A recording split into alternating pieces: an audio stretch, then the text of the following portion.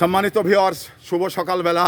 আপনারা ভালোই আছেন? তো আমি সমসাময়িক কথা বলি, সেই সমসাময়িক কথার ভিতরে বিভিন্ন কথা থাকে বা আসে, এটা ধারাবাহিক প্রক্রিয়া আসবেই। তো সে জায়গা থেকে আজ আমরা যে জাতীয়তাবাদী দল কিন্তু এখন ক্ষমতায়, তো সেই ক্ষমতায় থাকার দলের যে চাওয়া পাওয়াটা নেতাকর্মীদের ভিতরে বেশি হয়, এটা কিন্তু আমরা বিগত সময় দেখেছি।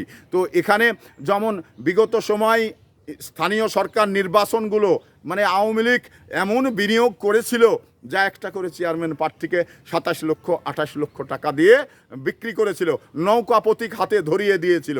দেওয়ার পরে নৌকা প্রতীক পেলেই যে তারা নির্বাচিত হতে পারত, এটা তারা নিশ্চিত জানতো। জানার পরেই কিন্তু 28 লক্ষ 30 লক্ষ করে টাকা দিয়ে একটা করে ইউনিয়ন পরিষদের মনোনয়ন কিনেছিলেন।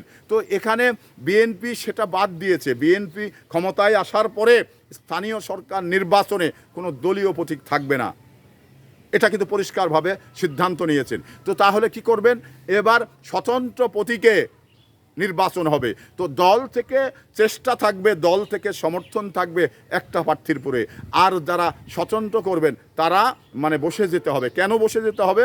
কারণ আপনারা যদি না বসেন তাহলে এই ইউনিয়নের চেয়ারম্যানটা হারিয়ে ফেলবেন। আর হারিয়ে ফেললে আপনার যতটা ক্ষতি না হবে, তার চেয়ে বেশি ক্ষতি হবে সাধারণ জনগণের। তারা কিন্তু সহযোগিতা থেকে বঞ্চিত হয়ে যাবে। তো আপনি আপনার চিন্তা না করে, আপনি সাধারণ মানুষের চিন্তা করে, উপকারভোগীদের কথা চিন্তা করে আপনি স্বতন্ত্র প্রার্থী না হয়ে